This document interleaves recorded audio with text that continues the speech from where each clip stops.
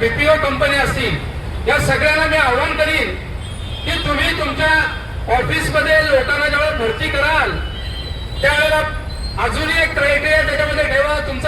तुम्ही सर्टिफिकेट बघत असाल, तुम्ही एक्सपिरियन्स बघत असाल, त्याच्या जोडीला दहशतवादाशी कोणाचं कनेक्शन आहे हे सुद्धा तुम्ही चेक करा आणि त्याच्यानंतरच त्या माणसाला कामावर घ्या, अशी मागणी या आंदोलन निमित्ताने आम्ही करत आहोत.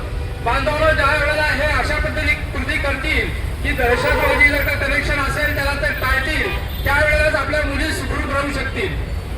जसं टाटा संस्था आहे तसंच आज बघायला गेलं तर विप्रो कंपनीच्या पण बातम्या लागलेल्या आहेत, त्याच्यानंतर अमेझॉन कंपनीच्या पण बातम्या लागलेल्या आहेत आणि नुकतंच WNS कंपनी जी आहे त्या WNS कंपनीमधनं सुद्धा अशा माझ्यापर्यंत अशा बातम्या आल्या की तिथे सुद्धा त्यांनी हळूहळू त्यांचे हातपाय पसरायला सुरुवात केलेली आहे. म्हणजे आता एक TCS नाही तर अशा अनेक कंपन्यांमध्ये त्यांनी त्यांची जाळी विणायला सुरुवात केलेली आहे.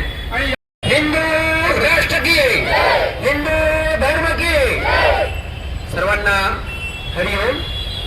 आज या ठिकाणी ज्या चौकामध्ये आपण जमलेलो आहोत हा चौकच मुळामध्ये छत्रपती शिवाजी महाराज चौक आहे आणि या चौकामध्ये उभं राहून आज आपण जो हिंजवडी परिसर आहे ज्या ठिकाणी खूप मोठ्या प्रमाणावर IT सेक्टरच्या इंडस्ट्रीज आहेत आणि त्याच्यामध्ये काम करणारे आमचे सगळे बंधू भगिनी आणि ते रोज ये जा करत असतात आणि या कंपनीमध्ये जॉईन झाल्यानंतर त्यांना अनेक प्रलोभनं दाखवली जातात आणि त्या प्रलोभनाच्या माध्यमातून नुकताच जो नाशिकमध्ये झालेला जो काही प्रकार आहे त्या प्रकारामधून जिहादचे अनेक वेगवेगळ्या प्रकारांपैकी हा एक प्रकार आपल्याला खरं म्हणजे विचार करता येणार नाही.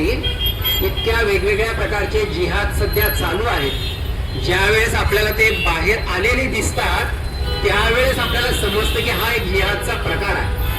परंतु प्रत्येक पावलावर ज्यावेळेस आपण पाणी सुद्धा पित असतो त्या पाण्यामध्ये सुद्धा लव जिहाद आहे.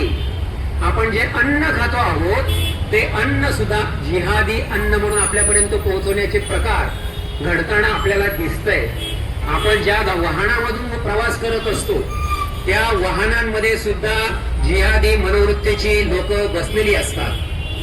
आपण ज्या ज्या फोनवरून बोलतो आहोत, जो आज आपण अँड्रॉइड फोन वापरतो आहोत त्या फोन मध्ये सुद्धा जिहादी मानसिकतेची लोक बसलेली आहेत.